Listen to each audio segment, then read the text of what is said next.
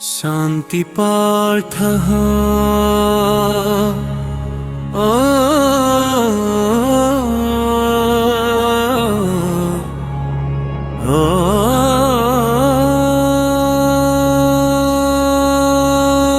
ॐ यो ब्रह्माणं विदधाति पूर्वं यो वै वेदांश्च प्रहिणोति तस्मै तं ह देवमात्मा बुद्धिप्रकाशं मुमुक्षुर्वै शरणमहं प्रपद्ये। जय हिंद।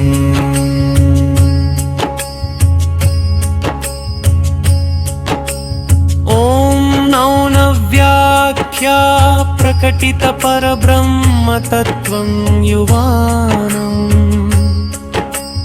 वर्षिष्ठान्ते वसदृशिगणैरावृतं ब्रह्मनिष्ठैकौ।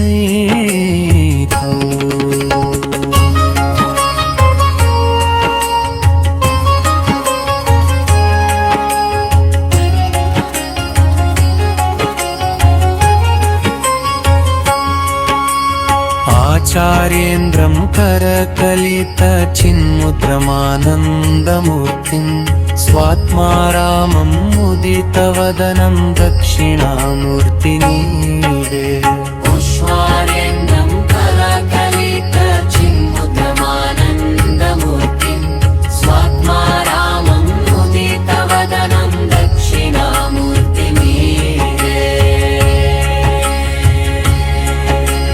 वटविटपि समीपे भूमिभागे निषण्णं सकलमुनिजनानां जानददातारमारात् त्रिभुवनगुरुमीशं दक्षिणामूर्तिदेवं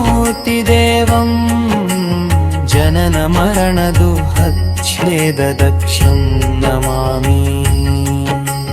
चित्रं वटतरो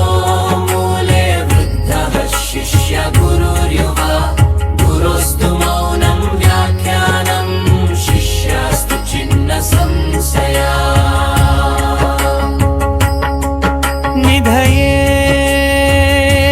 सर्वविद्यानां भिषजे भवरोगिणां भुनगाय सर्वलोकानां दक्षिणामूर्ते नमः। ॐ नमः प्रणवार्थाय शुद्धज्ञानैकमूर्तमयुर्मलाय प्रशान्ताय दक्षिणामूर्तये नमः। चित्रनाय महेशाय वटमूलनिवासिनये सच्चिदानन्दरूपाय दक्षिणामूर्तये नमः। ईश्वरो गुरुरात्मेति मूर्तिभेदविभागिने व्योमवद्व्याप्तदेहाय दक्षिणामूर्तये नमः।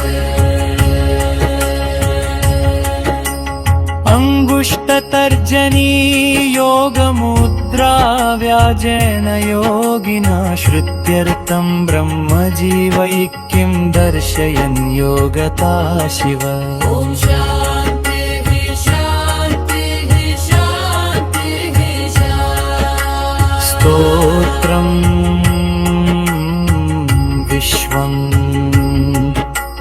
दर्पणदृश्यमाना नगरी तुल्यं निजान्तर्कृतम् पश्यन्नात्मनि मायया बहिरिवोद्भूतं यथा निद्रया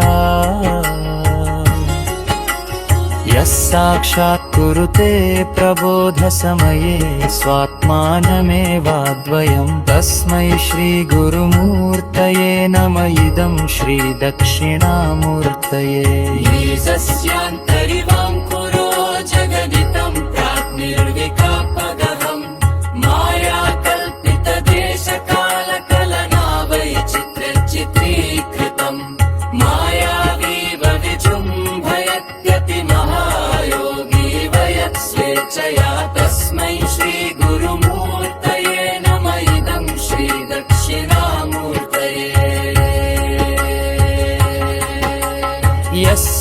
स्फुरन् सदात्मकमसत्कल्पार्थकं वं भासते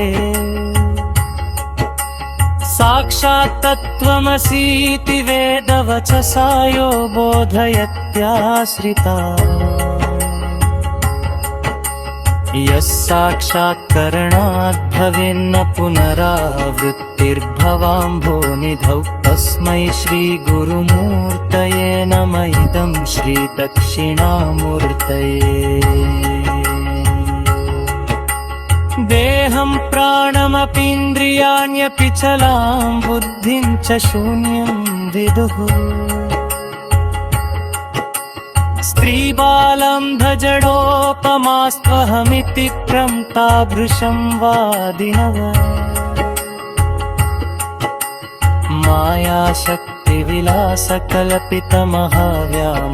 मायाशक्तिविलासकल्पितमहाव्यामोहसंहारिणे तस्मै श्रीगुरुमूर्तये नम इदं श्रीदक्षिणामूर्तये राहुग्रस्तदिवाकरेन्दुसदृशो माया समाच्चादवन् सन्नान्धत्तरलोभसंहरलकायो बुत्सशक्तप्रतमा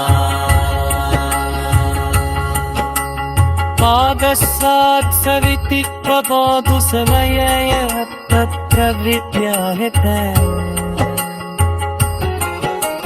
तस्मै श्री